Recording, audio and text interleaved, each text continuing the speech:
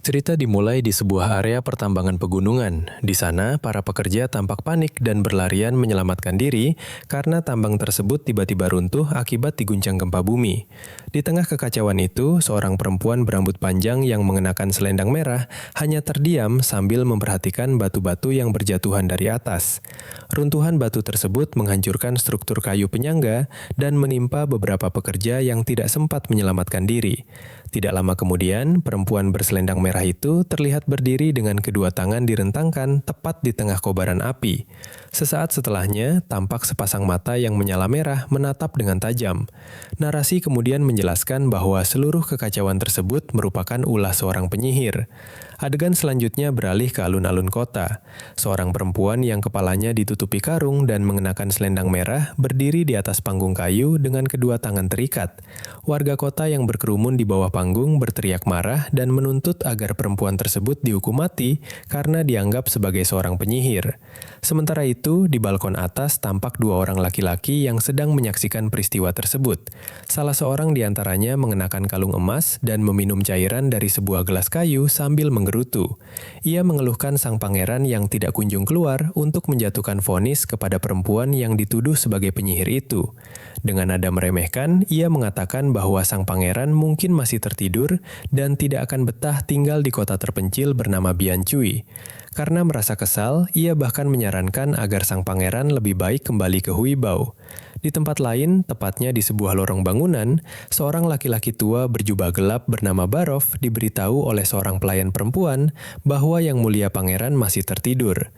Barov kemudian memasuki sebuah ruangan yang gelap. Di dalam ruangan tersebut, seorang laki-laki berambut putih panjang tampak tergeletak dalam keadaan tidak sadarkan diri di kursi meja makan. Sebuah cangkir juga terlihat terjatuh dengan cairan merah yang tumpah di lantai. Barov kemudian berusaha membangunkan laki-laki tersebut. Setelah membuka mata, laki-laki berambut putih itu tampak sangat kebingungan. Barov lalu memberitahunya bahwa saat itu telah tiba waktu pelaksanaan eksekusi terhadap penyihir dan seluruh rakyat sedang menunggu keputusan darinya. Mendengar penjelasan tersebut, laki-laki itu menatap kedua tangannya dengan penuh keterkejutan sambil bergumam bahwa semua yang dialaminya terasa terlalu nyata untuk disebut sebagai sebuah mimpi.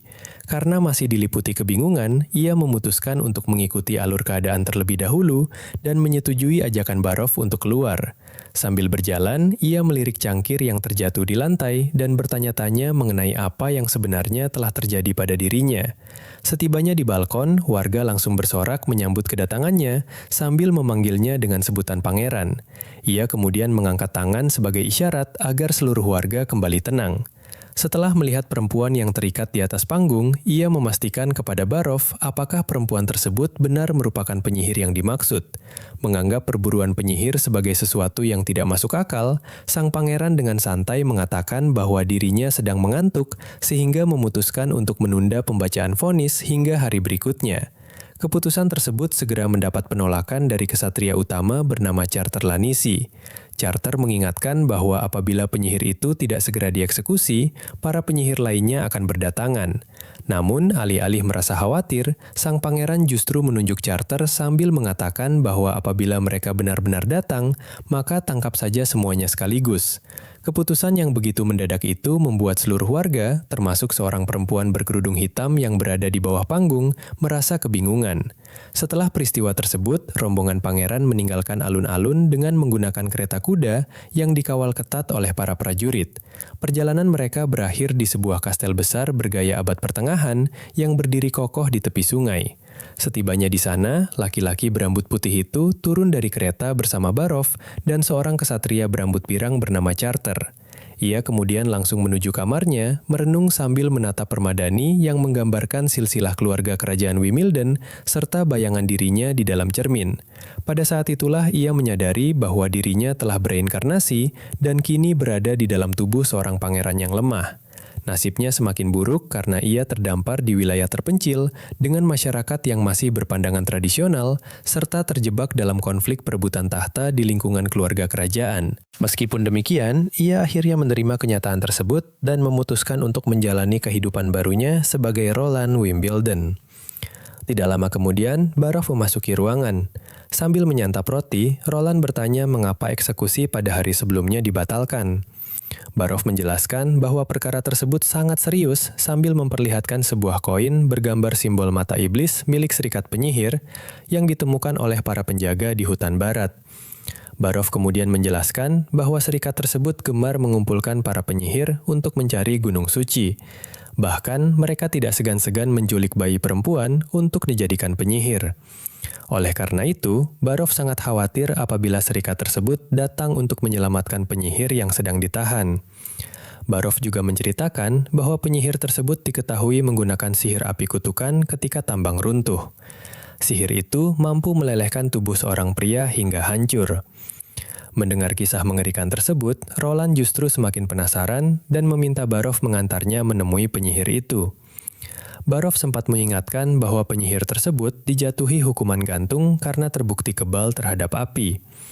Tanpa berpikir panjang, Roland, Carter, dan Barov berjalan menyusuri lorong penjara bawah tanah yang hanya diterangi cahaya obor. Di sepanjang perjalanan, Carter kembali mengingatkan bahwa tempat itu sangat berbahaya. Meskipun penyihir tersebut telah dikekang menggunakan batu hukuman dewa, Roland tetap melangkah maju hingga akhirnya mereka menemukan seorang penyihir perempuan berambut pirang bernama Anna yang kedua tangannya dirantai ke dinding. Ketika ditanya mengenai kejadian di tambang, Anna menceritakan bahwa ia berlari memasuki gua untuk mencari ayahnya yang kakinya tertimpa reruntuhan. Namun, seorang penambang lain justru berniat mencuri uang hasil jerih payah ayahnya dan berusaha membunuhnya menggunakan beliung. Karena terdesak, Anna terpaksa membunuh penambang tersebut. Anna hanya bisa menangis ketika mengetahui bahwa orang yang melaporkannya kepada para penjaga justru ayahnya sendiri demi memperoleh hadiah sebesar 25 naga emas. Saat Roland bertanya bagaimana cara Anna membunuh pria tersebut, Anna menjawab bahwa semua itu merupakan kekuatan iblis. Tanpa banyak berbicara, Roland langsung melangkah maju dan membuka kunci rantai yang membelenggu kedua tangan Anna. Seketika itu juga, tubuh Anna memancarkan kobaran api merah yang sangat besar. Carter yang panik segera menarik Roland menjauh. Namun, Roland tetap bersikap tenang karena ia memperhatikan bahwa kobaran api tersebut tidak menyebar. Hal itu menjadi pertanda bahwa Anna mampu mengendalikan kekuatannya dan tidak memiliki niat jahat. Setelah kobaran api itu menghilang, Roland perlahan menghampiri Anna, lalu memberikan mantel kepadanya. Dengan tatapan serius, Roland menawarkan agar Anna bekerja di bawah arahannya. Mendengar tawaran yang sama sekali tidak diduga itu, Anna hanya mampu terdiam sambil menatap Roland dengan penuh keterkejutan. Adegan kemudian beralih kepada Roland yang sedang sibuk menuliskan teori termodinamika di atas lembar kertas bergambar peta dan pentagram. Ia menyimpulkan bahwa kekuatan para penyihir sangat praktis karena mampu menembus suku malam. Tidak lama kemudian, Barov kembali memasuki ruangan sambil membawa sebuah laporan. Ia memberitahukan bahwa eksekusi gantung terhadap penyihir ke-50 telah berhasil dipalsukan dengan menggunakan penutup kepala, sehingga tidak ada warga yang menaruh kecurigaan. Mendengar laporan tersebut, sang pangeran langsung memerintahkan Barov untuk menyiapkan data keuangan, laporan pajak, kondisi industri, serta jumlah penduduk desa Biancui selama 10 tahun terakhir. Barov terkejut karena menyadari bahwa sang pangeran akhirnya benar-benar serius mengikuti dekret perebutan tahta.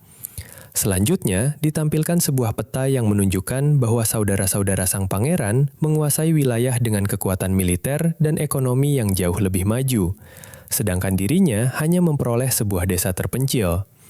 Barov dengan jujur mengatakan bahwa peluang sang pangeran untuk memenangkan perebutan tahta hampir tidak ada.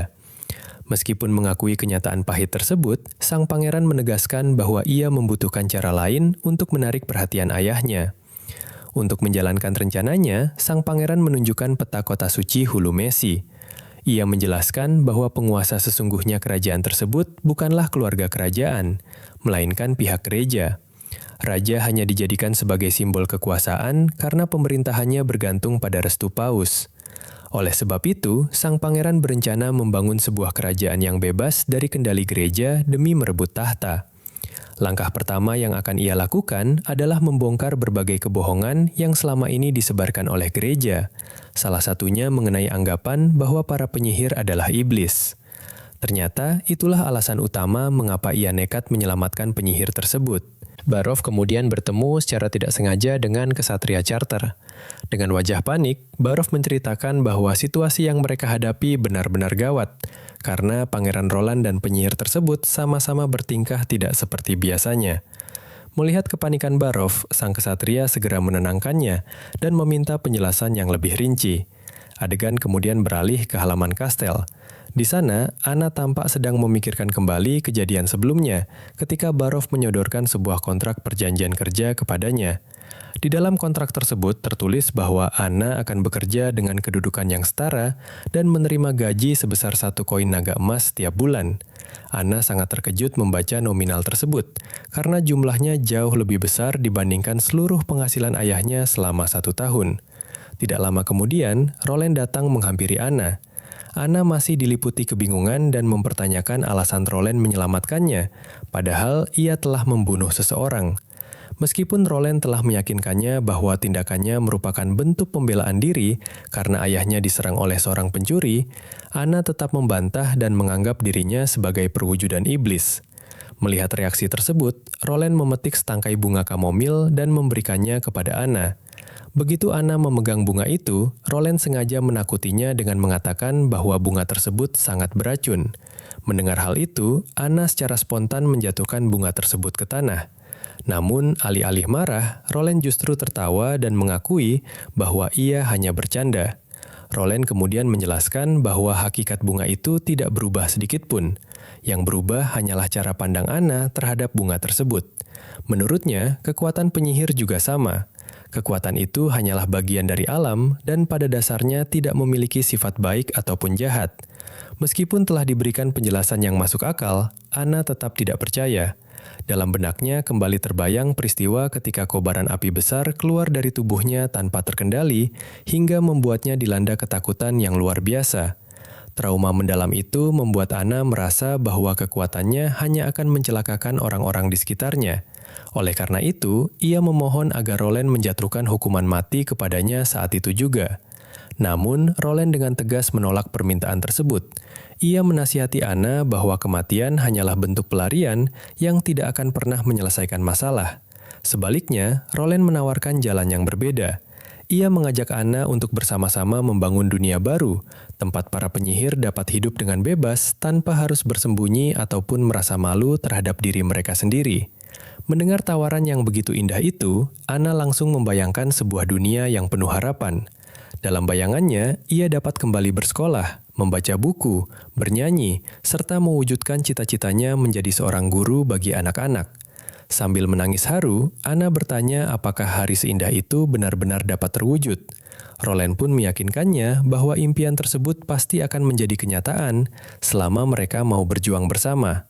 Akhirnya, Anna luluh dan bersedia mencoba menempuh jalan baru yang ditawarkan Roland.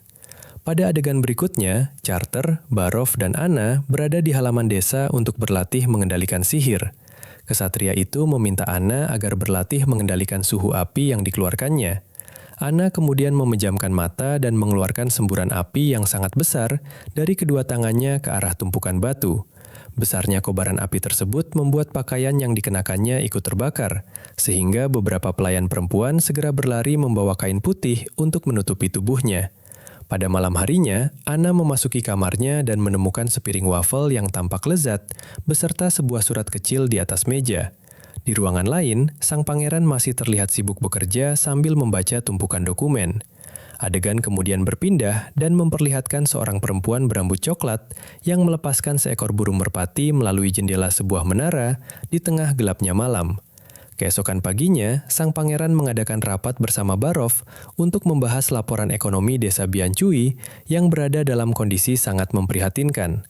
Selama ini, pemasukan desa benar-benar tidak ada, karena seluruh hasil tambang hanya ditukarkan dengan sedikit bahan makanan dari benteng Cangge.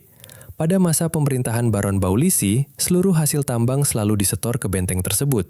Hal itu terjadi karena para bangsawan memiliki banyak aset di sana, sehingga mereka tidak lagi memedulikan nasib masyarakat desa Biancui. Menyadari bahwa sistem tersebut sangat merugikan, sang pangeran memutuskan untuk menghentikan sepenuhnya praktik barter tersebut. Sebagai gantinya, ia berencana menjual hasil tambang ke kota Liui dengan potongan harga sebesar 50% untuk memonopoli pasar. Hasil penjualan tersebut kemudian akan digunakan untuk membeli bahan makanan dengan menggunakan uang koin. Bukan hanya itu, melalui jalur Sungai Cisui, sang pangeran juga berencana membuka jalur perdagangan ke seluruh negeri. Mendengar rencana besar tersebut, Barov langsung panik. Ia memperingatkan bahwa apabila mereka nekat melanggar aturan benteng Changge, warga desa tidak akan diizinkan mengungsi ke sana ketika masa bulan iblis tiba.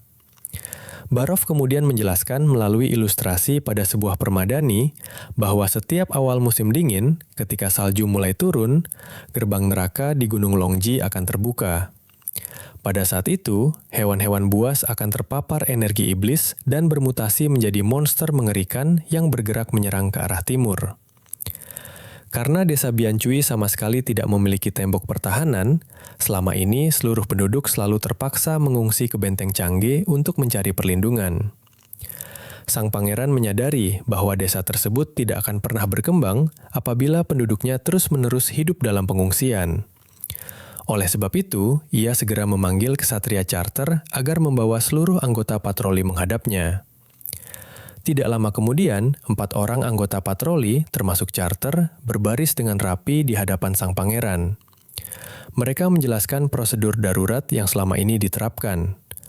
Apabila para monster mulai menyerang, mereka akan membunyikan sinyal peringatan dari atas tebing, kemudian segera melarikan diri menuju sungai karena monster-monster tersebut tidak berani memasuki area yang memiliki arus deras.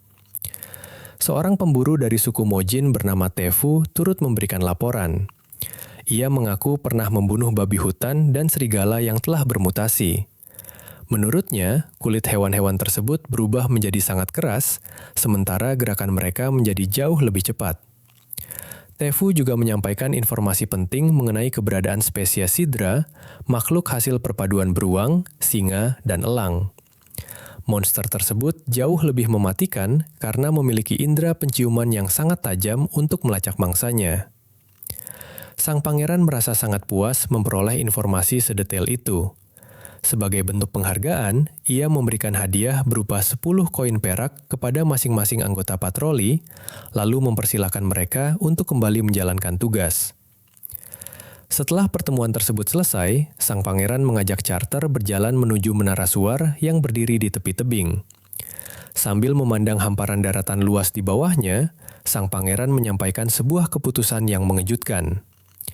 Ia menegaskan bahwa dirinya bersama 2.000 penduduk desa Biancui tidak akan mengungsi pada tahun itu. Mendengar keputusan tersebut, charter langsung menyampaikan penolakannya. Ia mengingatkan bahwa jumlah pengawal yang mereka miliki hanya puluhan orang, sehingga mustahil mampu menahan gelombang serangan para monster. Namun, dengan tatapan penuh keyakinan, sang pangeran kembali memandang daratan luas yang terbentang di seberang sungai. Ia kemudian memutuskan bahwa mereka akan membangun tembok pertahanan paling kokoh di tempat itu untuk menghadapi serangan para hewan iblis. Cerita kemudian berlanjut di sebuah gudang. Di sana, charter memberikan instruksi kepada para pekerja untuk menumbuk batu kapur hingga menjadi bubuk. Bubuk tersebut kemudian dicampurkan ke dalam tanah liat dan diratakan di dalam tungku pembakaran. Tidak lama kemudian, Ana mengeluarkan sihir apinya ke dalam tungku hingga kobaran api menyembur keluar. Asap tebal pun mengepul dari cerobong pembakaran.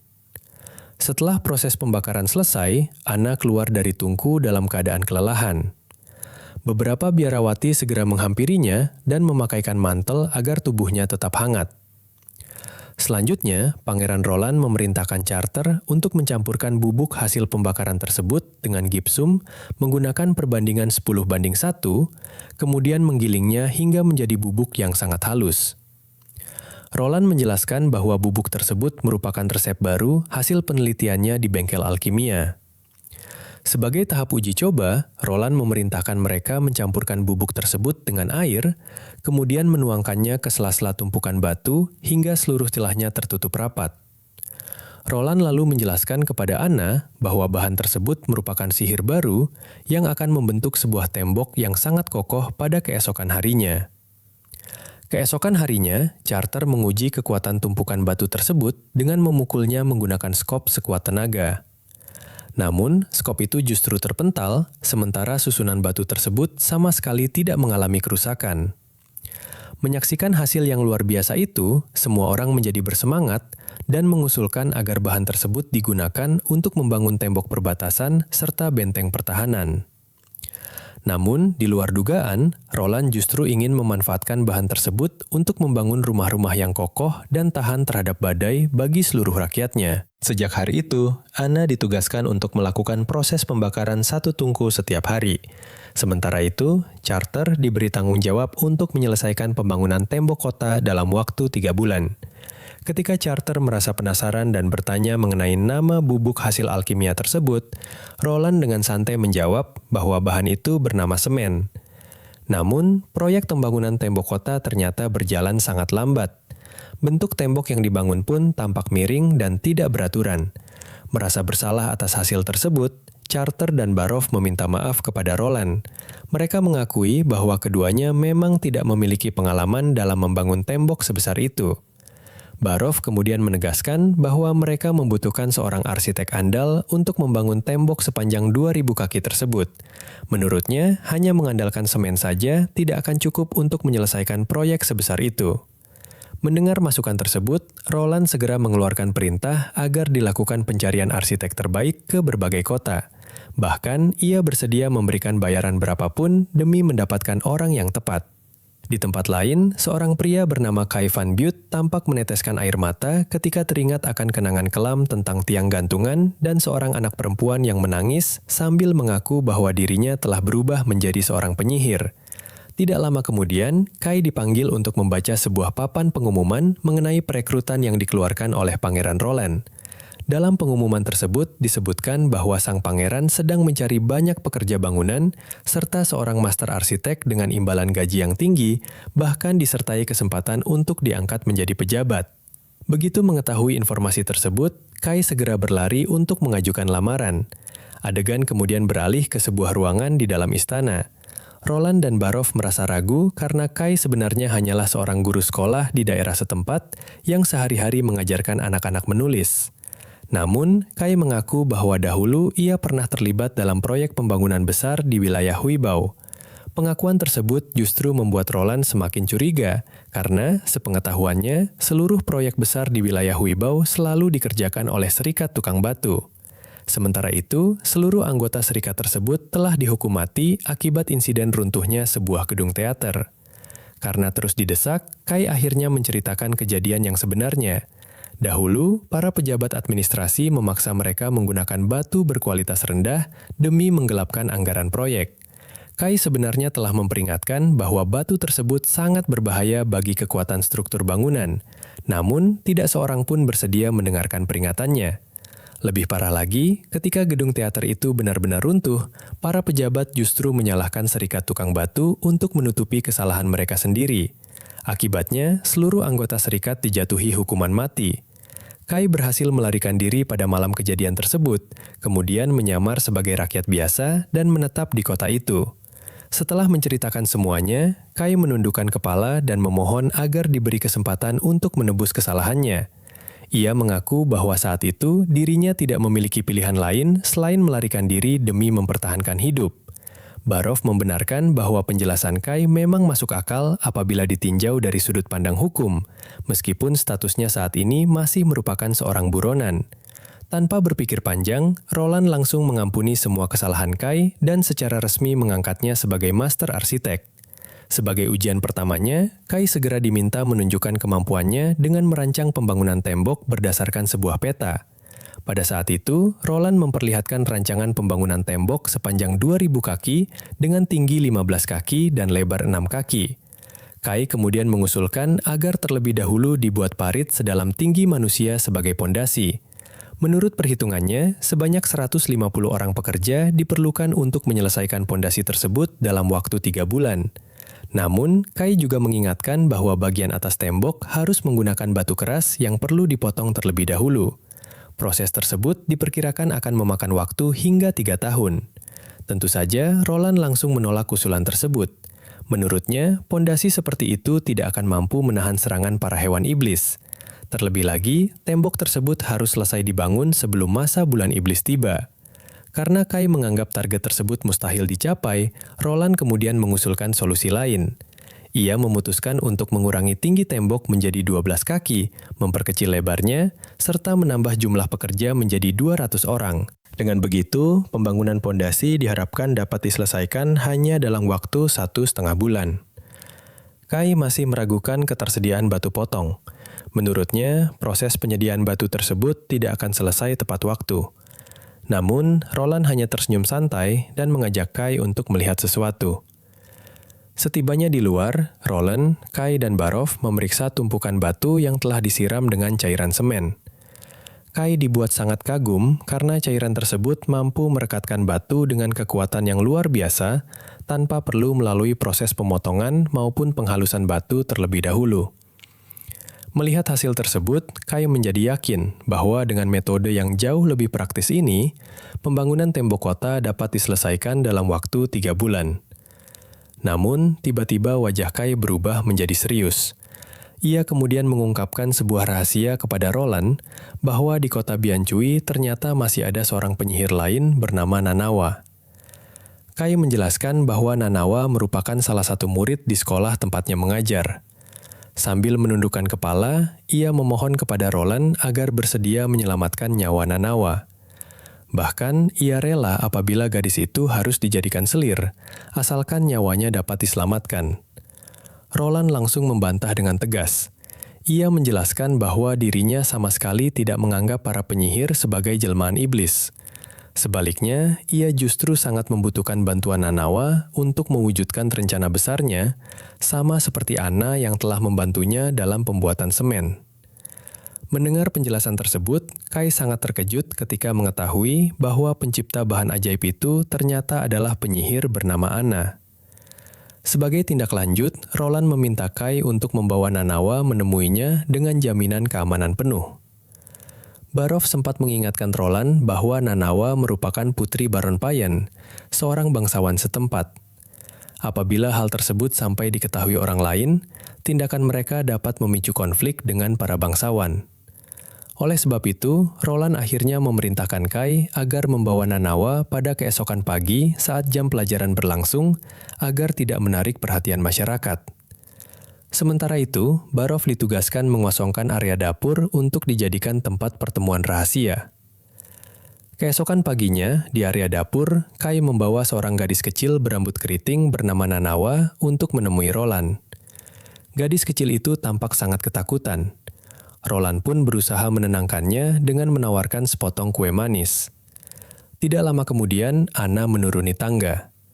Begitu melihat kemunculan Anna, Nanawa langsung berlari sambil menangis dan memeluknya dengan erat, karena selama ini ia mengira Anna telah meninggal setelah dieksekusi. Setelah suasana menjadi lebih tenang, Roland mulai bertanya kepada Nanawa sejak kapan ia menyadari bahwa dirinya telah menjadi seorang penyihir. Nanawa kemudian bercerita bahwa sekitar 1 minggu sebelumnya, ia mencoba menolong seekor burung kecil yang mengalami patah kaki. Tiba-tiba, gumpalan air lengket keluar dari telapak tangannya dan menyelimuti burung tersebut hingga secara ajaib menyembuhkan lukanya. Untuk membuktikan cerita Nanawa, Roland meminta gadis kecil itu mendemonstrasikan kekuatannya secara langsung pada seekor burung yang terluka di dalam sangkar. Nanawa lalu merentangkan kedua tangannya dan mengeluarkan cahaya hijau terang yang seketika membuat burung tersebut sembuh sepenuhnya. Setelah melakukan beberapa kali pengujian terhadap hewan lain, seperti kelinci dan rusa, Roland menyimpulkan bahwa kemampuan Nanawa dapat menyembuhkan luka serta menyambungkan kembali bagian tubuh yang terputus.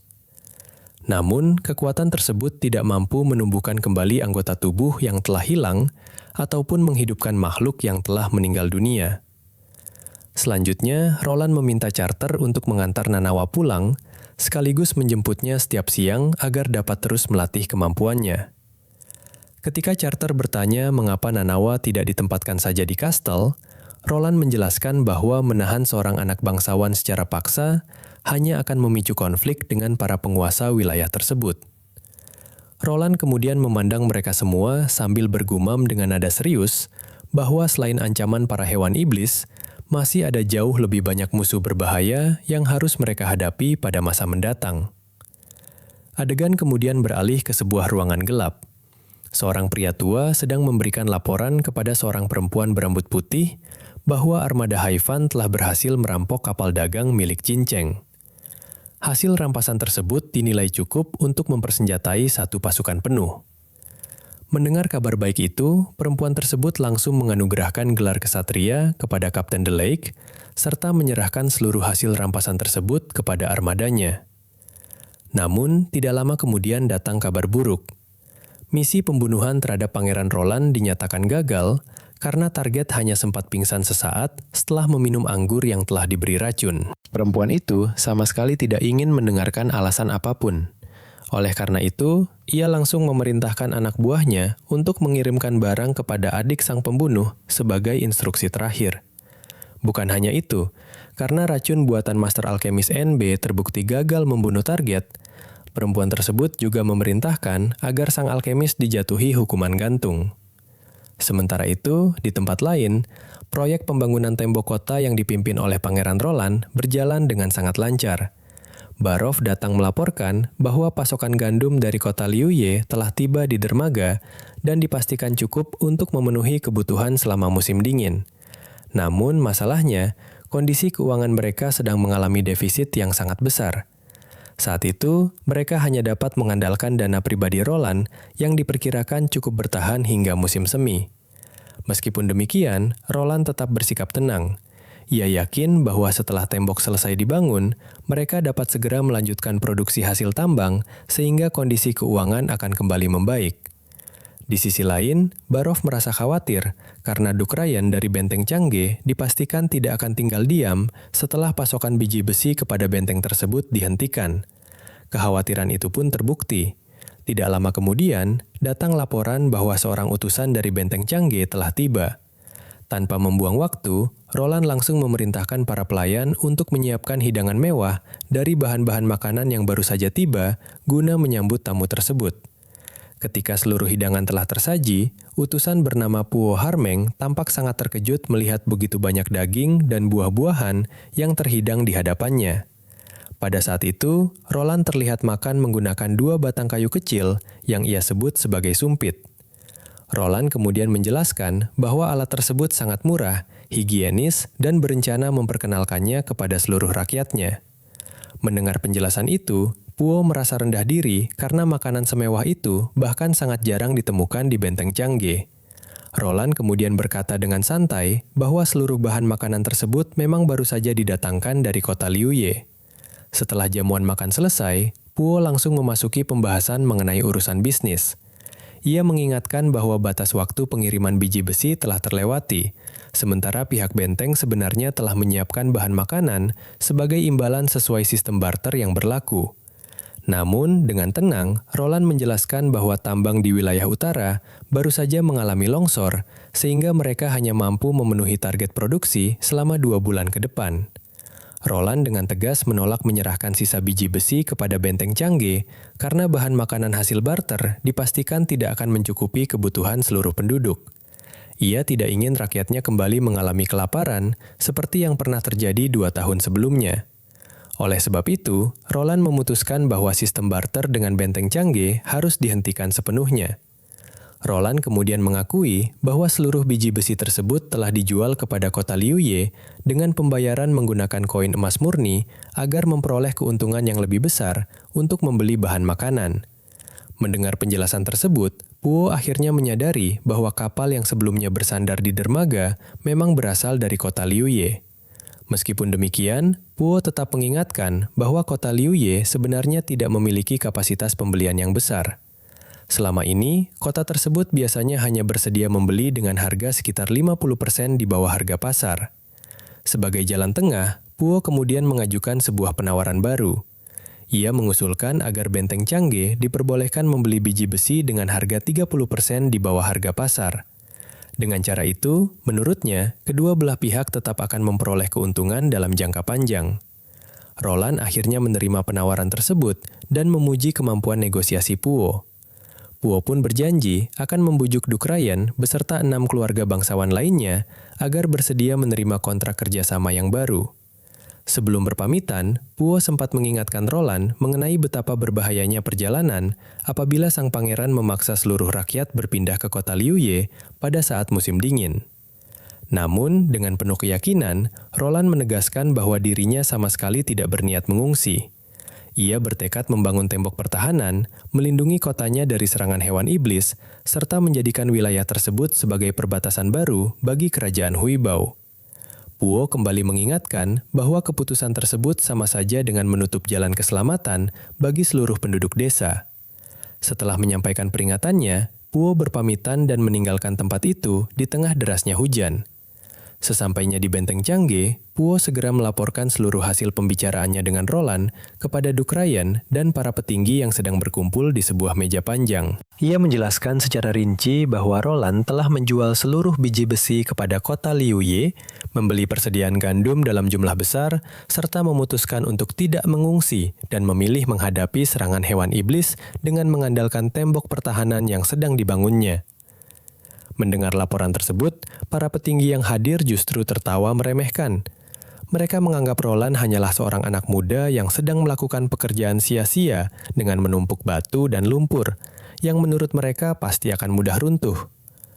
Duke Rayang sendiri beranggapan bahwa Roland hanya sedang menggertak dan Puo telah berhasil diperdaya.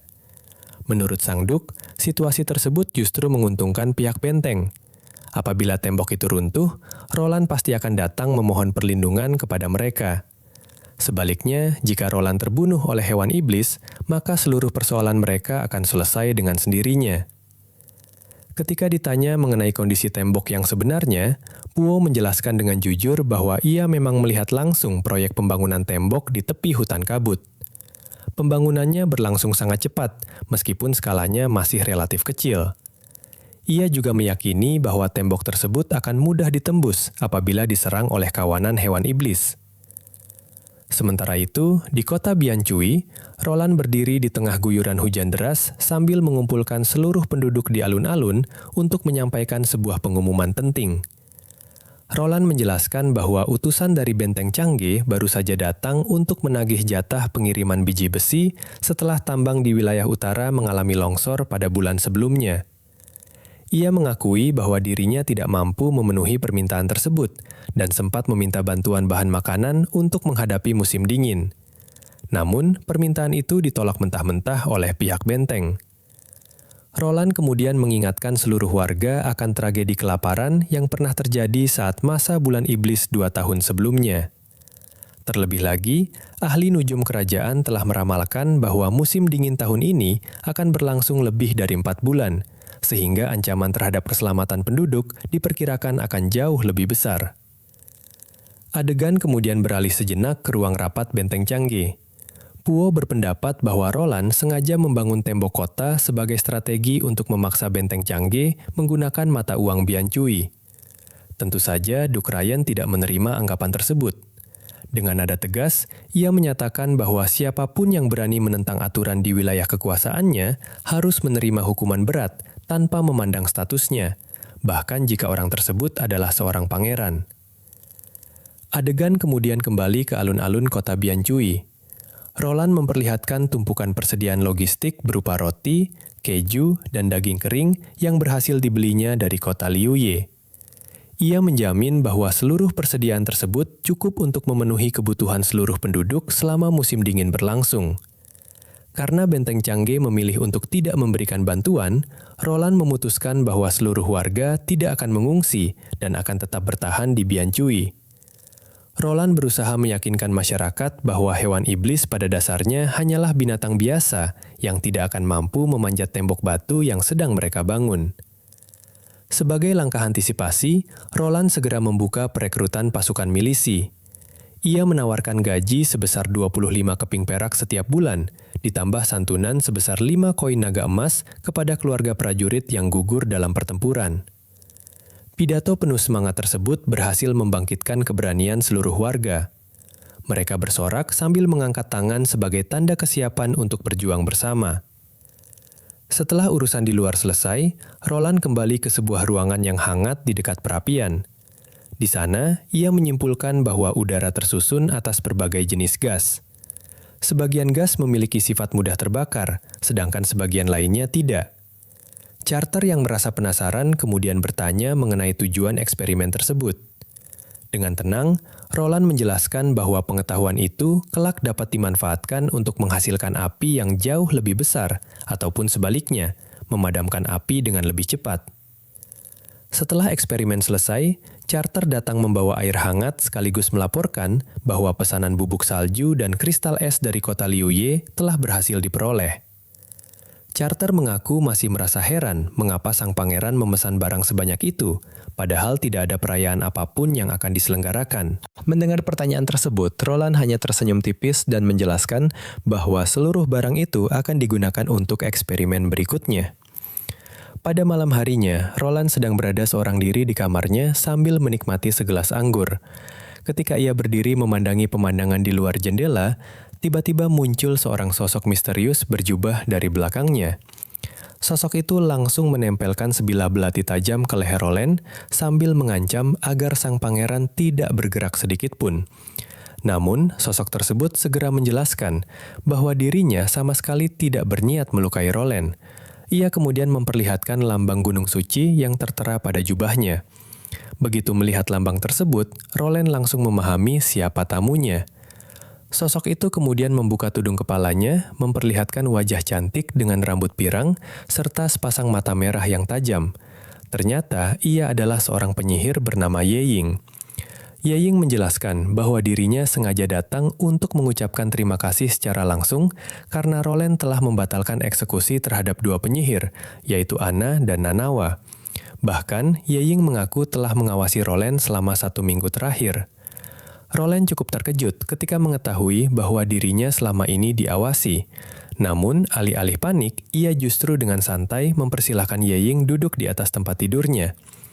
Melihat reaksi tersebut, Ye Ying merasa heran karena Roland sama sekali tidak menunjukkan rasa takut terhadap seorang penyihir. Tatapan sang pangeran justru dipenuhi rasa ingin tahu yang begitu besar. Ye Ying kemudian menjelaskan alasan utama dirinya berani menampakkan diri. Ia datang untuk memperingatkan Roland bahwa kepala pelayannya baru saja mencampurkan racun mematikan ke dalam anggur yang akan diminumnya sebelum tidur. Merasa telah membalas budi atas keselamatan Anna dan Nanawa dengan memberikan informasi tersebut, Ye Ying bersiap untuk pergi. Namun, sebelum meninggalkan ruangan, Ye Ying menyampaikan bahwa ia berniat membawa Anna dan Nanawa ke Serikat Penyihir, sebuah tempat yang diyakininya mampu memberikan kehidupan yang aman tanpa penindasan. Mendengar hal itu, Roland langsung menolak dengan tegas. Ia merasa telah memberikan kontrak kerja yang adil serta perlakuan yang setara kepada kedua penyihir tersebut. Ye Ying kemudian menanggapi dengan nada sinis bahwa Roland tidak akan pernah mampu memberikan mereka Gunung Suci, satu-satunya tempat yang dipercaya dapat memberikan kedamaian sejati bagi para penyihir. Meskipun demikian, Roland tetap bersikeras tidak ingin melepaskan mereka. Terlebih lagi, 2 bulan lagi, masa bulan iblis akan segera tiba. Pada masa itu, wilayah di luar kota akan dipenuhi badai salju dan serangan hewan buas yang sangat mematikan. Alih-alih menyerah, Roland justru menawarkan agar seluruh anggota Serikat Penyihir pindah dan menetap di kotanya. Tentu saja, Ye Ying sangat terkejut mendengar usulan tersebut. Menurutnya, apabila keberadaan para penyihir diketahui oleh pihak gereja, mereka semua pasti akan diburu. Namun, Roland tetap pada pendiriannya. Baginya, keberadaan para penyihir merupakan bagian yang sangat penting dari rencana besar yang sedang disusunnya. Pada saat itulah, Ye Ying akhirnya mengungkapkan sebuah fakta yang sangat penting, yaitu bahwa nyawa Anna kini berada dalam bahaya. Adegan kemudian menampilkan siluet bercahaya yang tampak sedang menahan penderitaan yang luar biasa. Ye Ying mulai menjelaskan mengenai fase kedewasaan yang harus dialami oleh setiap penyihir. Menurutnya, penyihir perempuan yang memperoleh kekuatannya sebelum berusia 18 tahun akan mengalami siksaan yang sangat menyakitkan setiap kali peringatan hari kebangkitannya tiba. Pada fase tersebut, darah dan organ dalam mereka akan keluar melalui berbagai lubang di tubuh, kemudian berubah menjadi kabut hitam, hingga pada akhirnya hanya menyisakan lapisan kulit yang hangus terbakar. Sayangnya, Anna akan segera memasuki fase kedewasaan yang mengerikan tersebut. Selain itu, hanya Serikat Penyihir yang mengetahui cara untuk meningkatkan peluang keselamatannya. Mendengar kenyataan yang begitu mengerikan itu, Roland tidak dapat menutup mata. Dengan berat hati, ia akhirnya memutuskan untuk mengalah dan mengizinkan Ye Ying membawa Anna pergi demi keselamatannya. Ye Ying pun mengucapkan terima kasih atas pengertian sang pangeran. Setelah Ye Ying meninggalkan ruangan, Roland mengambil gelas anggur yang telah dicampuri racun, lalu melemparkannya ke dalam perapian. Setelah itu, ia berjalan menyusuri lorong batu yang gelap. Sesampainya di tujuan, Roland mengetuk pintu kamar Anna dan mengatakan bahwa ada sesuatu yang penting ingin ia bicarakan. Di dalam ruangan tersebut, Anna yang telah mendengar seluruh penjelasan itu langsung mengucapkan terima kasih kepada Ye Ying karena telah datang dari tempat yang jauh untuk menyelamatkannya. Namun, keputusan Anna sudah bulat. Ia sama sekali tidak ingin pergi. Anna tidak peduli seberapa mengerikan penderitaan yang akan dibawakan oleh siksaan iblis. Ia yakin mampu melewatinya karena hanya ingin tetap berada di sisi Roland. Melihat tekad yang begitu kuat terpancar dari tatapan Anna, Ye Ying akhirnya memejamkan mata sejenak, lalu memutuskan untuk menetap sementara di kastel tersebut. Ye Ying menawarkan diri untuk membantu Anna melewati hari kedewasaannya atau apabila hal terburuk benar-benar terjadi, mengurus pemakamannya. Anna membalas perkataan itu dengan tatapan penuh keyakinan. Ia percaya bahwa dirinya pasti akan mampu bertahan hidup. Setelah pembicaraan yang penuh ketegangan itu berakhir, Roland berpamitan dan kembali ke kamarnya untuk beristirahat. Keesokan paginya, Anna membuka tirai kamar dan membangunkan Roland. Di tengah suasana tersebut, Carter memasuki ruangan sambil membawa kabar yang mengejutkan. Ia melaporkan bahwa Tyr, sang kepala pelayan, ditemukan meninggal dunia setelah terjatuh dari balkon kamarnya. Kondisi tempat kejadian tampak bersih tanpa adanya tanda-tanda perkelahian, sehingga kematian tersebut diduga murni merupakan sebuah kecelakaan. Mendengar laporan itu, Roland segera memerintahkan Carter untuk mengurus pemakaman Tyr, kemudian memintanya menunggu di ruang kerja. Setelah Carter meninggalkan ruangan, Roland langsung menemui Ye Ying yang sedang bersantai sambil menikmati makanan di kamarnya. Roland kemudian menanyakan secara langsung apakah Ye Ying adalah pelaku di balik kematian Tyr.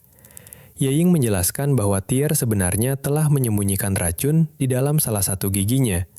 Ketika melihat kemunculannya, Tyr langsung memilih mengakhiri hidupnya sendiri dengan racun tersebut. Oleh karena itu, Ye Ying terpaksa merekayasa kejadian itu agar tampak seperti sebuah kecelakaan demi menghilangkan jejak.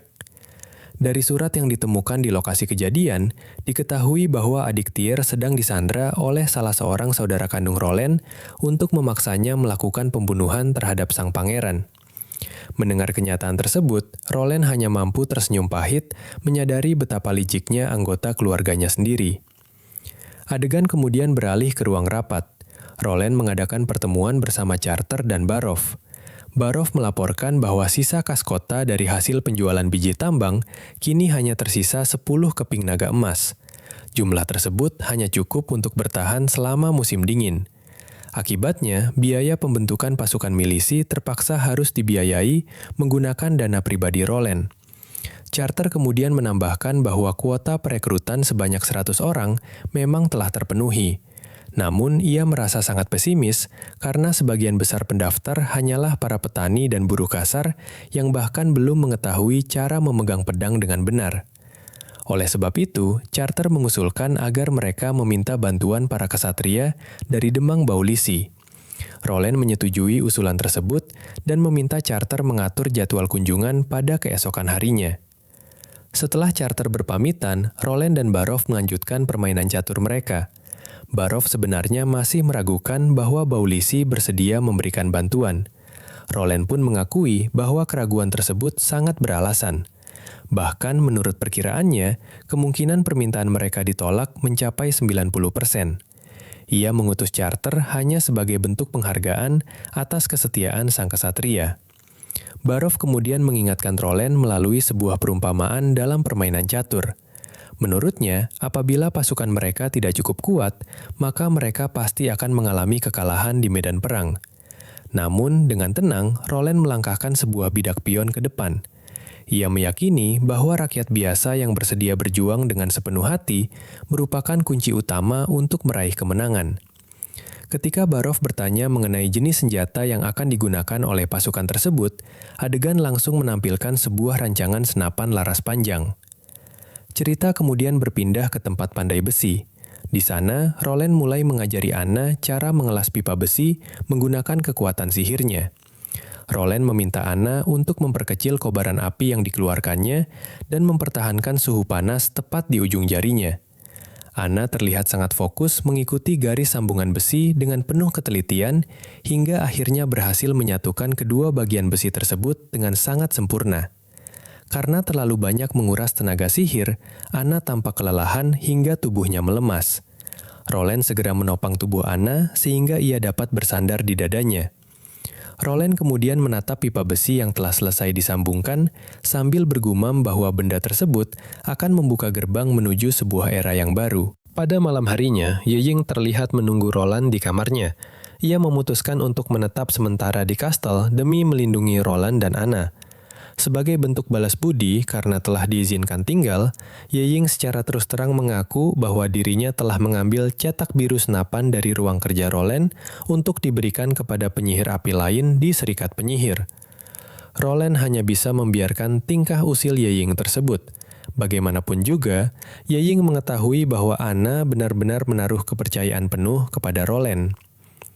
Keesokan harinya, Roland dan Carter menunggangi kuda menuju kediaman mewah milik Demang Baulisi. Sesampainya di ruang tamu, Baulisi yang bertubuh gemuk dan dipenuhi berbagai perhiasan menyambut kedatangan mereka.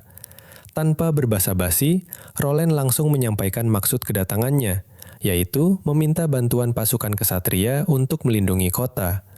Sesuai dugaan sebelumnya, Baulisi menolak permintaan tersebut dengan sangat halus. Ia beralasan bahwa para kesatrianya sedang kelelahan setelah melakukan perburuan. Selain itu, menghadapi hewan iblis dianggap sebagai tugas yang terlalu berbahaya. Sebagai pengganti bantuan pasukan, Baulisi mengeluarkan sebuah kotak kayu yang menurutnya berisi dana militer hasil patungan para bangsawan untuk mendukung perjuangan Roland. Namun, ketika kotak itu dibuka, isinya ternyata hanya satu keping koin naga emas. Melihat penghinaan yang begitu terang-terangan, Carter langsung naik pitam. Akan tetapi, Roland justru menerima koin tersebut dengan tenang, lalu segera berbalik dan meninggalkan tempat itu. Dalam perjalanan pulang, Carter merasa sangat bersalah dan meminta maaf karena merasa telah membuat Roland dipermalukan. Roland hanya meminta Carter untuk tidak memikirkan hal tersebut.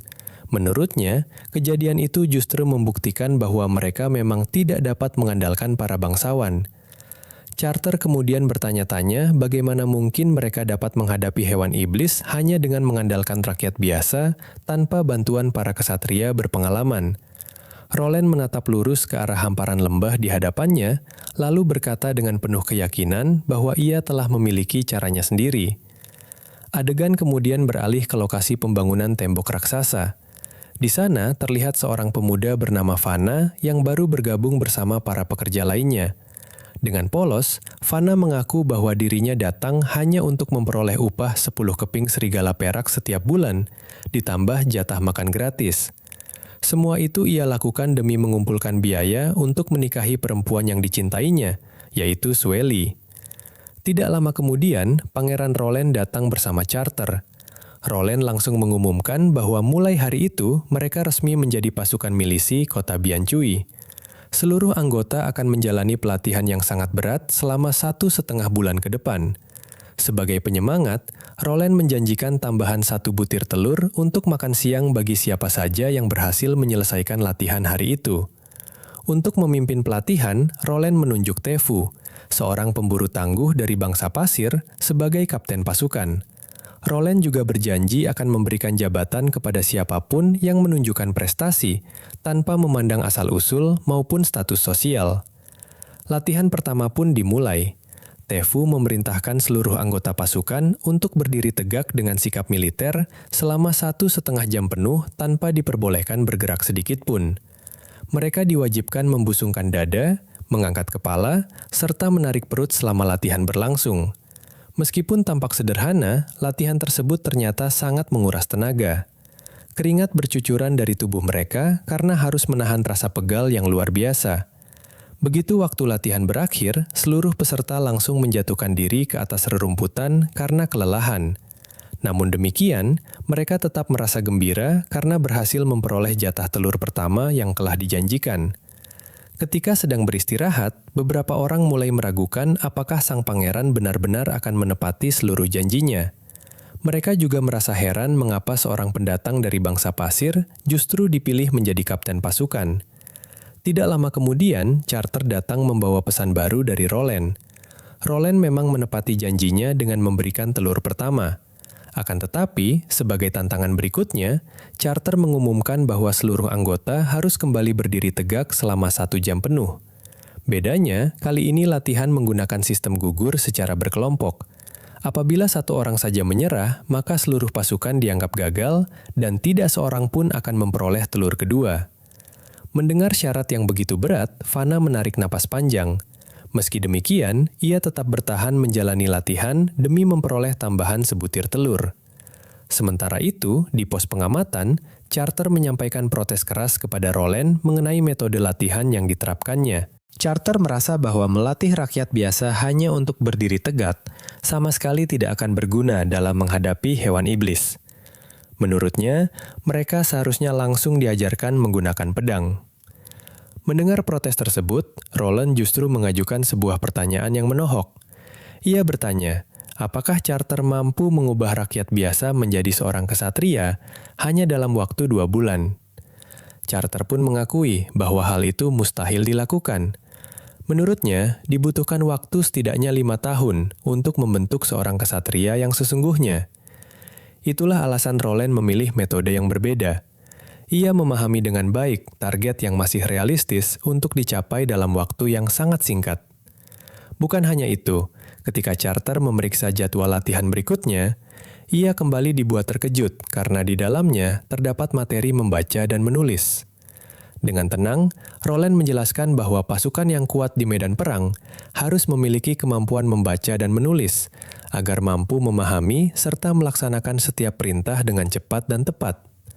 Akhirnya, waktu makan siang pun tiba. Seluruh pasukan mengantre dengan tertib untuk mengambil jatah makanan yang tergolong sangat mewah bagi sebuah pasukan milisi yang baru dibentuk. Menu makan siang mereka terdiri atas roti, daging salmon panggang, sup sayuran hijau, dan tentu saja telur rebus yang sejak awal sangat mereka nantikan. Bahkan, salah seorang prajurit sampai meneteskan air mata haru ketika menerima sebutir telur di tangannya. Vanna bersama teman-temannya menikmati makanan tersebut dengan lahap. Mereka bahkan sepakat bahwa berdiri berjam-jam setiap hari bukanlah masalah selama tetap bisa menikmati hidangan seenak itu. Setelah waktu istirahat selesai, Charter memberikan instruksi latihan sore kepada Tefu. Mulai siang hingga matahari terbenam, seluruh anggota pasukan diwajibkan berlari mengelilingi kota Biancui sebanyak 3 putaran. Aturannya tetap sama. Seluruh anggota harus mencapai garis akhir. Namun, mereka diperbolehkan saling membantu, menopang, bahkan menggendong rekan yang sudah tidak sanggup berlari. Apabila seluruh pasukan berhasil menyelesaikan latihan sebelum matahari terbenam, mereka akan memperoleh hadiah berupa telur ketiga untuk makan malam. Menjelang senja, para anggota pasukan masih terus berlari menyusuri jalanan tanah sambil terengah-engah. Beberapa orang bahkan harus digendong oleh rekan-rekannya agar tidak tertinggal dari rombongan. Vanna, yang benar-benar telah mencapai batas kemampuan fisiknya, akhirnya terjatuh ke tanah. Ia menangis sambil menggenggam tanah dengan erat dan berusaha sekuat tenaga untuk kembali bangkit demi memperoleh telur ketiga. Dari kejauhan, teman-temannya terus meneriakkan namanya untuk memberi semangat. Namun, tubuh Vanna tetap terbaring karena kehabisan tenaga. Ketika matahari mulai terbenam, hampir seluruh pasukan telah tergeletak kelelahan di atas rerumputan. Charter kemudian bertanya kepada Tefu, apakah semua anggota berhasil menyelesaikan 3 putaran lari tersebut. Berdasarkan laporan yang diterimanya, ternyata masih ada 3 orang yang belum mencapai garis akhir. Tidak lama kemudian, 3 anggota yang tersisa akhirnya muncul dari kejauhan sambil saling menopang satu sama lain. Vanna yang sudah benar-benar kehabisan tenaga tampak digendong oleh 2 rekannya. Sorak-sorai kemenangan pun langsung pecah ketika mereka berhasil melewati garis akhir. Charter kemudian berdiri dan mengumumkan bahwa seluruh pasukan resmi dinyatakan lulus latihan pada hari itu. Malam harinya, mereka merayakan keberhasilan tersebut dengan makan dan minum bersama di sekitar api unggun. Di tengah suasana perayaan, Tefu berbincang santai dengan Charter. Ia memberitahu bahwa Roland sebenarnya masih menyiapkan satu sesi latihan lagi pada malam itu, yaitu latihan berkumpul dalam keadaan darurat. Adegan kemudian beralih ke dalam kastel. Roland yang baru saja kembali setelah bekerja, langsung disambut oleh Ye Ying. Dengan santai, Ye Ying menawarkan diri untuk menghabiskan sisa daging panggang milik Roland. Roland sempat menyindirnya secara halus mengenai etika ketika berada di hadapan seorang pangeran. Namun, Ye Ying justru membalas dengan membungkukkan badan sambil tersenyum. Rupanya, ia menyadari bahwa Roland memang sengaja menyiapkan makan malam tersebut untuk dinikmati oleh dua orang. Sambil memperhatikan Roland yang sedang sibuk menggambar cetak biru, Ye Ying bertanya mengapa sang pangeran rela menggunakan uang pribadinya untuk membiayai pasukan milisi, sekaligus bersusah payah mengajarkan mereka membaca dan menulis. Roland kemudian menjelaskan bahwa pendidikan akan memberikan alasan yang jauh lebih kuat bagi mereka untuk berjuang di medan perang. Ketika Ye Ying bertanya apakah selama ini para anggota Serikat Penyihir bertahan hidup dan berjuang hanya demi mengisi perut, Roland membenarkan anggapan tersebut, setidaknya untuk saat ini. Menurut Roland, sekedar berjuang bersama untuk mempertahankan hidup saja sudah merupakan perjuangan yang sangat berat.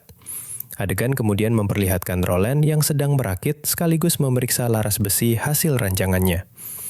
Keesokan harinya, di sebuah kawasan hutan, Roland memperlihatkan senjata barunya kepada Charter dan Tefu, yaitu sebuah senapan. Charter yang merasa penasaran bertanya apakah fungsi senjata tersebut mirip dengan busur silang. Roland menjelaskan bahwa senapan memang membutuhkan waktu lebih lama untuk diisi ulang. Namun, dari segi jangkauan maupun daya hancur, senjata tersebut jauh lebih unggul. Roland kemudian memperlihatkan bubuk mesiu yang merupakan versi jauh lebih kuat daripada bubuk salju yang telah dicampur dengan kristal es. Selanjutnya, Roland mulai menjelaskan cara penggunaannya. Pertama, bungkus peluru harus disobek menggunakan gigi.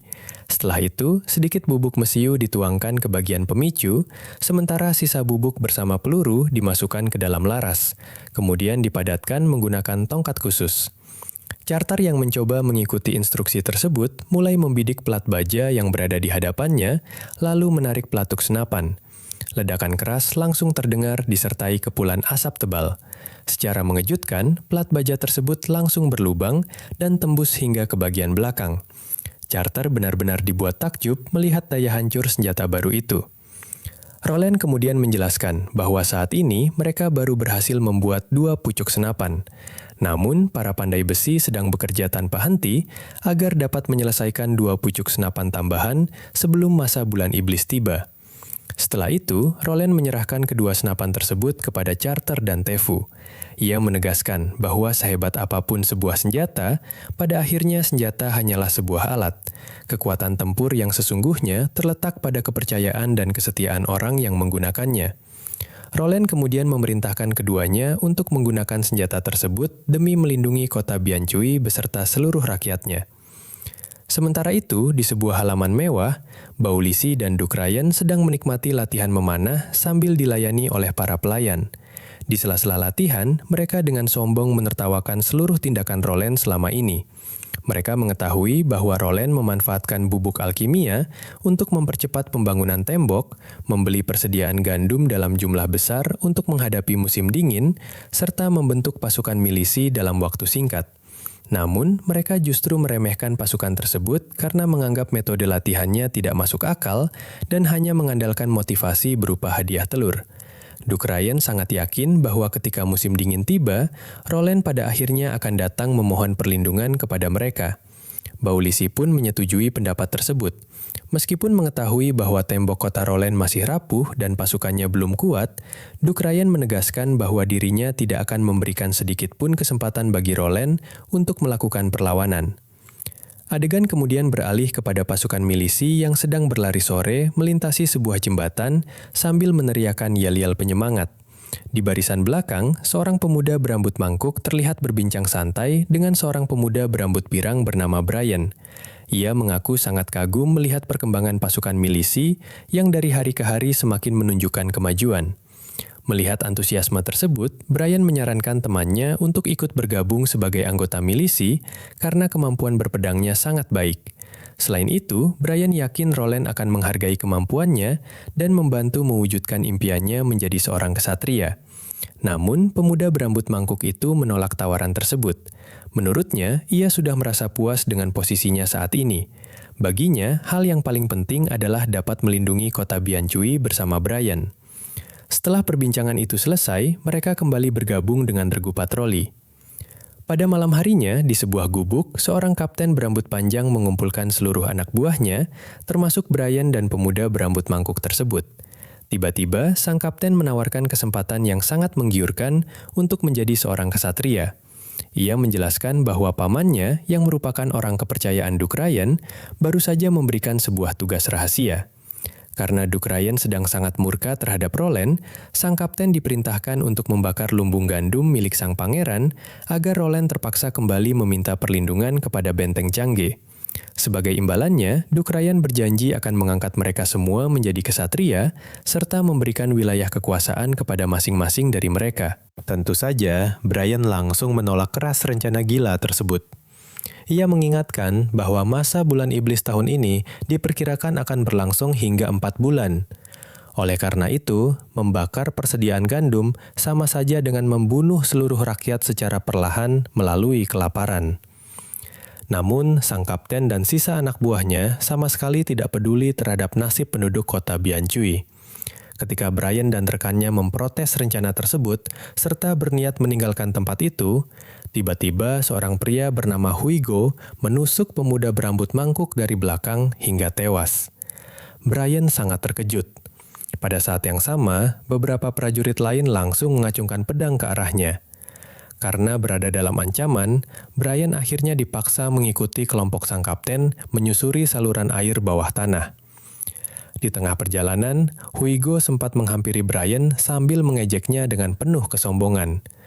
Ia membanggakan bahwa dirinya kini telah diangkat menjadi seorang kapten regu. Tidak lama kemudian, mereka memanjat keluar melalui sebuah sumur tua dan berhasil menyusup ke area Kastel Roland di bawah kegelapan malam. Tanpa diketahui para penjaga, rombongan penyusup itu mulai bergerak perlahan menuju pintu masuk area dapur. Sementara itu, di dalam gudang bawah tanah, Brian tiba-tiba berteriak sekeras mungkin untuk menarik perhatian para penjaga kastel. Melihat tindakan nekat tersebut, sang kapten langsung murka dan memerintahkan seluruh anak buahnya untuk menyerang. Namun, Brian tidak tinggal diam. Dengan sigap, ia berhasil merebut 2 bilah pedang dari tangan lawannya, kemudian langsung melakukan perlawanan. Pertempuran sengit pun pecah di antara tumpukan persediaan gandum. Dalam pertarungan itu, Brian berhasil menebas Huigo. Dengan penuh amarah, ia kemudian melompat sambil berteriak bahwa dirinya akan membalas dendam atas kematian sahabatnya. Namun nahas, ketika Brian berada pada posisi yang kurang menguntungkan, tiba-tiba muncul seorang sosok misterius yang langsung menyerangnya. Pedang sosok tersebut menancap tepat di dada Brian. Brian pun tersungkur ke lantai dengan tubuh bersimbah darah. Ternyata sosok berjubah tersebut adalah seorang pria bernama Duce, utusan langsung dari Duke Ryan. Dengan nada sinis, Duce mengejek sang kapten karena dianggap tidak becus hanya untuk menghadapi satu orang. Kapten yang sudah dipenuhi amarah segera mencabut belatinya dan bersiap menghabisi Brian yang kini tidak lagi mampu melawan. Namun, sebelum belati itu sempat ditusukkan, terdengar suara seorang perempuan dari arah belakang. Semua orang langsung menoleh dan melihat seorang perempuan berjubah hitam yang entah sejak kapan telah berdiri di dalam gudang sambil menatap tajam ke arah mereka. Tanpa berpikir panjang, Duce langsung melesat maju dan mengayunkan pedangnya ke arah perempuan tersebut. Akan tetapi, sesuatu yang mengejutkan terjadi. Sebuah entitas bayangan tiba-tiba memanjang keluar dari balik jubah perempuan itu dan seketika memutus lengan kanan Duce.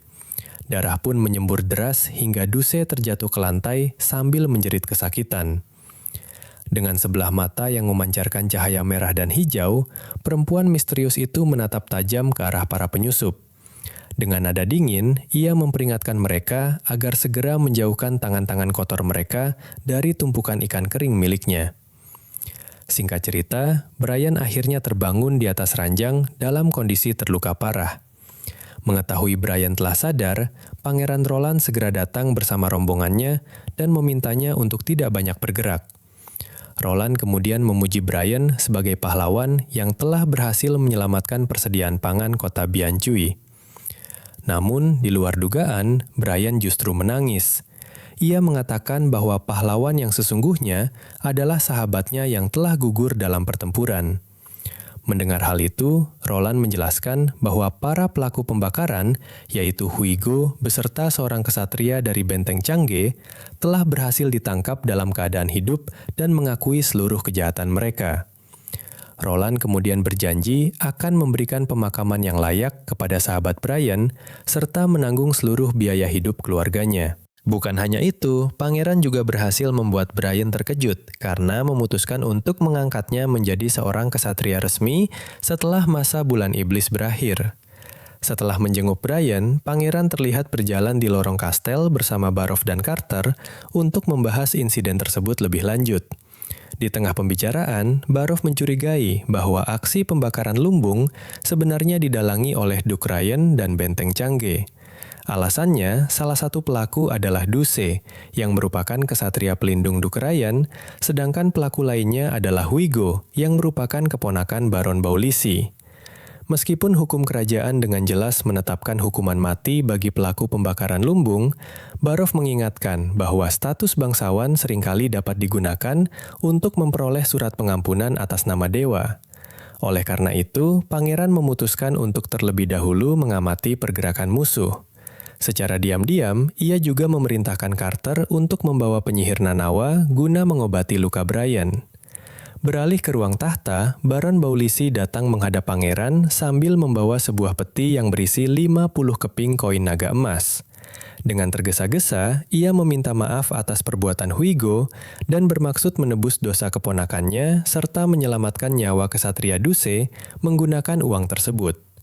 Ketika pangeran bertanya apakah semua ini merupakan rencana Duke Ryan, Baron segera mengelak dan mengatakan bahwa Duke sama sekali tidak mengetahui tindakan Duse. Berdasarkan jawaban tersebut, pangeran memutuskan untuk menganggap kasus ini sebagai tindakan pribadi para pelaku. Namun, alih-alih menerima uang tebusan tersebut, pangeran justru dengan tegas menjatuhkan hukuman gantung kepada mereka berdua. Tentu saja, Baron sangat terkejut dan langsung memprotes keputusan itu. Ia berpendapat bahwa dosa seorang bangsawan dapat diampuni atas nama dewa. Akan tetapi, dengan tatapan dingin, pangeran menjawab bahwa tugasnya hanyalah mengirim mereka untuk menghadap sang dewa. Setelah itu, pangeran memerintahkan Baron agar hadir sebagai saksi dalam proses eksekusi. Adegan kemudian berpindah ke panggung eksekusi yang dipenuhi warga kota Biancui. Pangeran berdiri dengan gagah sambil mengumumkan kejahatan kedua pelaku yang berusaha membakar persediaan makanan untuk menghadapi musim dingin. Ia juga memberikan penghormatan setinggi-tingginya kepada Brian dan sahabatnya yang telah menggagalkan rencana licik tersebut. Setelah para prajurit selesai menggantung kedua pelaku, pangeran secara resmi mengangkat Brian dan sahabatnya sebagai kesatria. Malam harinya, pangeran terlihat menikmati kesendirian di balkon kastel. Tidak lama kemudian, Yeying datang menghampirinya. Pangeran mengucapkan terima kasih karena kekuatan Yeying telah berhasil menyelamatkan persediaan gandum dari kebakaran besar. Ia kemudian bercerita bahwa Carter sebenarnya sempat mempertanyakan sosok pendekar misterius yang muncul saat kejadian tersebut. Namun, pangeran memilih untuk merahasiakan identitas Yeying. Selanjutnya, pangeran menawarkan Yeying untuk menetap di kastel dan menjadi pengawal rahasianya dengan gaji yang sangat besar, yaitu 2 koin naga emas setiap bulan. Sistem kerjanya pun cukup unik, yakni bekerja selama 5 hari dalam seminggu, serta memperoleh jatah cuti berbayar. Mendengar tawaran yang terdengar begitu modern itu, Yeying tampak kebingungan dengan berbagai istilah asing yang diucapkan oleh sang pangeran. Di tengah percakapan santai tersebut, Yeying mulai mempertanyakan keputusan pangeran yang berani menghukum mati para bangsawan atas nama dewa, sementara di sisi lain, ia sendiri melanggar aturan gereja dengan menyelamatkan dirinya, Ana, dan Nanawa. Pangeran kemudian menjawab dengan tenang bahwa pihak yang selama ini memburu para penyihir sebenarnya adalah gereja, bukan sang dewa. Menurut pandangannya, kejahatan tetaplah kejahatan, sedangkan hukum dibuat bergantung pada siapa yang ingin dilindungi. Ia merasa bahwa seluruh tindakannya dilakukan demi melindungi rakyatnya. Bahkan, apabila sang dewa tidak memahami alasan di balik tindakannya tersebut, maka sosok itu bukanlah dewa yang sejati. Pada adegan terakhir, Brian yang kondisinya telah pulih sepenuhnya, terlihat datang membawa setangkai bunga dan berlutut di depan makam sahabatnya.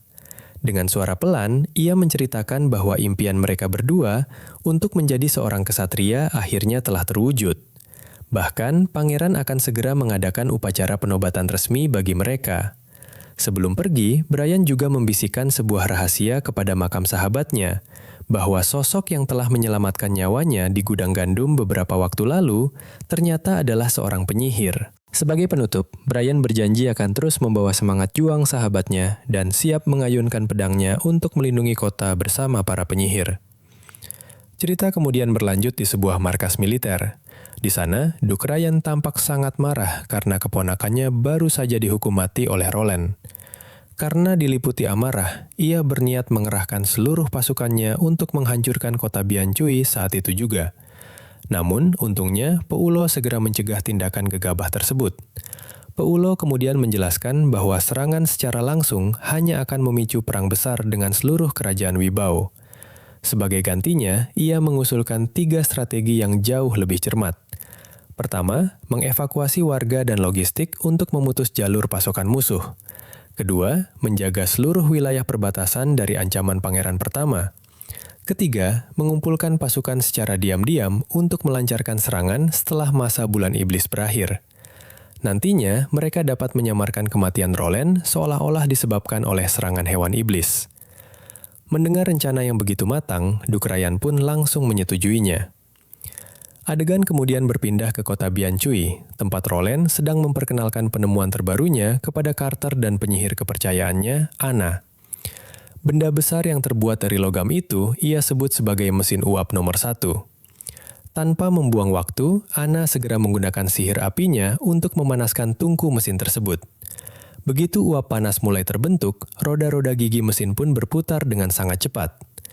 Carter tentu saja sangat terkejut melihat kekuatan mesin aneh itu, terlebih setelah Roland menjelaskan bahwa mesin tersebut mampu menggantikan tenaga kuda, bahkan memiliki tenaga yang setara dengan lebih dari 10 orang kesatria. Selanjutnya, pangeran memerintahkan para pekerja untuk memasang rel serta menghubungkan mesin uap dengan kereta tambang menggunakan tali penarik. Sejak saat itu, mesin uap tersebut resmi digunakan untuk mempercepat proses pengangkutan biji tambang. Meskipun demikian, pangeran tetap memberikan peringatan keras agar seluruh area di sekitar mesin dikosongkan sebelum uap panas dibuang demi menjaga keselamatan para pekerja. Di tempat lain, Anna bersama para pekerja kembali menggunakan sihir apinya untuk mengelas berbagai bagian logam. Tidak lama kemudian, Nanawa datang menghampirinya. Dengan wajah cemas, Nanawa bertanya dengan polos apakah Anna tidak merasa takut melihat begitu banyak bangkai hewan iblis. Mendengar pertanyaan itu, Anna berusaha menenangkan Nanawa. Ia mengatakan bahwa mereka semua pasti mampu melewati masa-masa sulit tersebut bersama-sama. Anna juga mengakui bahwa kini dirinya telah menemukan alasan yang kuat untuk terus hidup dan berjuang. Mendengar perkataan itu, Nanawa merasa sangat tersentuh. Ia berharap suatu hari nanti dirinya juga dapat menjadi seseorang yang berguna dan mampu membantu Yang Mulia Pangeran. Namun, suasana mendadak berubah ketika Brian berlari menghampiri mereka sambil membawa kabar darurat. Seorang pekerja tambang dilaporkan mengalami luka bakar yang sangat parah di bagian wajah akibat melanggar prosedur keselamatan saat proses pembuangan uap panas mesin. Mengetahui keadaan yang sangat mendesak itu, pangeran segera memerintahkan agar Nanawa dipanggil untuk menyembuhkan pekerja tersebut. Barov sempat memperingatkan bahwa tindakan tersebut sangat berisiko karena dapat membongkar identitas Nanawa sebagai seorang penyihir di hadapan para pekerja tambang yang belum tentu dapat dipercaya. Namun, pangeran tetap menolak untuk mundur. Ia sama sekali tidak ingin kecelakaan tersebut membuat rakyat kehilangan kepercayaan terhadap proyek industrialisasi mesin uap yang sedang dibangunnya. Sesampainya Nanawa di lokasi kejadian, pangeran memintanya untuk tetap tenang dan melakukan semua yang telah dipelajari selama latihan. Nanawa kemudian meletakkan kedua tangannya di atas tubuh korban dan mengeluarkan cahaya hijau yang merupakan kekuatan sihir penyembuhannya. Seketika itu juga, luka bakar yang sangat parah di wajah pekerja tersebut sembuh sepenuhnya tanpa meninggalkan bekas sedikit pun. Sayangnya, alih-alih mengucapkan rasa syukur atas keajaiban yang baru saja mereka saksikan, para pekerja tambang justru ketakutan. Mereka berteriak panik sambil menyebut Nanawa sebagai seorang penyihir yang menggunakan kekuatan iblis. Melihat ketidakadilan tersebut, Pangeran Roland segera berdiri di depan Nanawa untuk melindunginya. Pangeran kemudian dengan lantang menegaskan kepada para pekerja bahwa semua ajaran gereja mengenai para penyihir hanyalah kebohongan belaka. Ia menyatakan bahwa para penyihir adalah rekan yang berharga dan akan turut melindungi kota Biancui. Menurutnya, musuh yang sebenarnya justru adalah para bangsawan yang korup serta pihak gereja yang menyesatkan rakyat. Situasi semakin memanas ketika Brian kembali datang membawa laporan yang mengejutkan. Ia memberitahukan bahwa ayah Nanawa, Baron Tigupayen, nekat menerobos masuk ke dalam kastel bersama pasukan bersenjatanya setelah mengetahui identitas putrinya sebagai seorang penyihir telah terbongkar. Setibanya di ruang tahta, Baron Payen langsung menuntut pangeran agar segera mengembalikan putrinya. Carter yang selalu waspada seketika mencabut pedangnya dan berhadapan dengan Baron Payen. Pangeran segera menghentikan pertikaian tersebut, lalu bertanya kepada Baron apakah ia tega mengorbankan putrinya sendiri kepada pihak gereja. Di luar dugaan, Baron Payen justru berteriak penuh emosi. Ia menegaskan bahwa dirinya sama sekali tidak peduli terhadap pandangan gereja ataupun kenyataan bahwa putrinya adalah seorang penyihir. Sebagai seorang ayah yang mencintai anaknya, ia tidak akan membiarkan siapapun menyakiti putri kecilnya. Setelah suasana mulai tenang, pangeran mengajak Baron Payen berbicara secara pribadi di sebuah aula. Pada awalnya, Baron mengira bahwa putrinya dibawa ke kastel karena identitasnya sebagai penyihir telah terbongkar dan akan segera diserahkan kepada gereja. Namun, pangeran dengan sabar menjelaskan bahwa Nanawa dibawa ke kastel semata-mata untuk melatih kemampuan sihirnya. Tidak lama kemudian, Nanawa masuk ke dalam ruangan bersama Anna. Dengan wajah penuh ketakutan, Nanawa bertanya apakah ayahnya akan menjualnya kepada pihak gereja. Mendengar pertanyaan polos itu, Baron Payen langsung memeluk putrinya erat-erat dan berjanji bahwa ia tidak akan pernah menyerahkannya kepada siapapun. Adegan kemudian beralih ke meja makan. Yang Mulia menjelaskan bahwa guru Nanawa adalah orang pertama yang menyadari kekuatan sihir gadis kecil tersebut. Ternyata, kemampuan yang dimiliki Nanawa adalah sihir penyembuhan. Mendengar penjelasan itu, Baron Payen baru tersadar. Ia akhirnya memahami mengapa kucing peliharaan mereka yang dahulu tertabrak kereta tiba-tiba dapat berlari kembali setelah disentuh oleh Nanawa. Setelah itu, Yang Mulia memohon agar Nanawa diizinkan tetap tinggal di kota Biancui untuk membantu menyembuhkan para prajurit dan rakyat yang terluka saat menghadapi serangan hewan iblis pada masa bulan iblis nanti. Namun, sang ayah menolak permintaan tersebut dengan tegas. Ia tetap bersikeras ingin membawa Nanawa kembali ke Benteng Cangge. Akan tetapi, tiba-tiba Brian masuk sambil membawa 3 orang penambang yang mengalami luka-luka.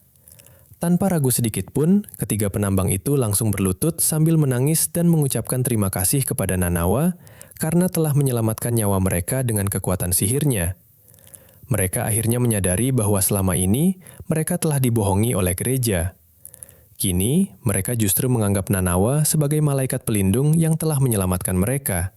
Nanawa tampak sangat bahagia karena akhirnya dapat membantu banyak orang.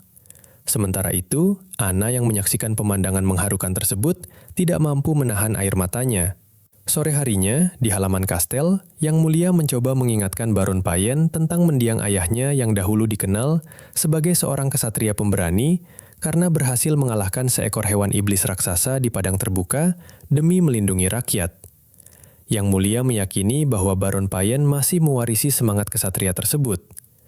Hal itu terlihat jelas dari pedang yang selalu dibawanya, serta telapak tangannya yang dipenuhi kapalan akibat latihan bertahun-tahun. Oleh karena itu, Pangeran mengajak Baron Payen untuk bertarung bersama di atas tembok kota Biancui. Pada awalnya, Baron masih ragu dan tetap ingin membawa Nanawa ke Benteng Cangge. Namun, Yang Mulia mengingatkannya bahwa apabila identitas Nanawa sebagai penyihir diketahui di benteng tersebut, keselamatan putrinya akan berada dalam bahaya. Sebaliknya, apabila tetap tinggal di kota Biancui, Nanawa justru akan dihormati dan dianggap sebagai malaikat pelindung oleh seluruh rakyat. Yang Mulia juga memberikan sebuah janji bahwa apabila kota ini sampai jatuh ke tangan musuh, Nanawa akan menjadi orang pertama yang dievakuasi demi menjamin keselamatannya. Mendengar jaminan yang begitu tulus dan meyakinkan, Baron Payen akhirnya luluh. Ia berlutut di hadapan pangeran dan menyatakan kesediaannya untuk bertarung demi Yang Mulia. Adegan kemudian beralih memperlihatkan montase persiapan perang yang sedang dilakukan secara besar-besaran oleh seluruh penduduk kota Biancui. Montase persiapan perang pun terus berlanjut, mulai dari barisan prajurit yang berlatih menggunakan tombak panjang, para pandai besi yang sibuk menempa pedang, hingga seorang pemuda yang dengan teliti membersihkan senapan. Terlihat pula beberapa bengkel lain yang tengah mempersiapkan berbagai perlengkapan pertahanan, sementara para penduduk bergotong royong membangun barikade pertahanan dari kayu di berbagai sudut kota. Malam harinya, di dalam sebuah kamar yang hangat, Yeying menawarkan kue ikan kepada Nanawa. Setelah meminta Nanawa mencuci tangannya terlebih dahulu, Yeying secara mengejutkan mengajak Ana pergi bersamanya menuju pegunungan Juejing, sebuah tempat rahasia tempat para penyihir berkumpul yang ia ketahui melalui penglihatannya yang ajaib. Yeying ternyata mampu melihat wujud kekuatan sihir Ana yang luar biasa besar. Karena itulah, ia sangat mengkhawatirkan keselamatan Ana. Menurutnya, Ana mungkin tidak akan mampu bertahan melewati musim dingin sendirian di kastel tersebut. Namun, dengan tegas Ana menolak ajakan itu. Ia kemudian mulai menceritakan masa lalunya yang begitu kelam. Dahulu, hidupnya dipenuhi penderitaan hingga ayahnya sendiri tega menjual dirinya seharga 25 koin naga emas. Baginya, Yang Mulia adalah satu-satunya orang yang telah menyelamatkannya dari kurungan yang selama ini terasa seperti neraka. Yeying kembali membujuk Ana. Ia mengatakan bahwa mereka seharusnya mencari kebebasan yang sesungguhnya di tempat bernama Gunung Suci. Namun, dengan tatapan yang penuh keyakinan, Ana menjawab bahwa dirinya telah menemukan gunung sucinya sendiri, yaitu berada tepat di sisi sang pangeran. Seiring dengan tekad yang semakin bulat itu, salju mulai turun perlahan dan menutupi seluruh bangunan kastel. Begitulah, kisah ini pun berakhir sampai di sini.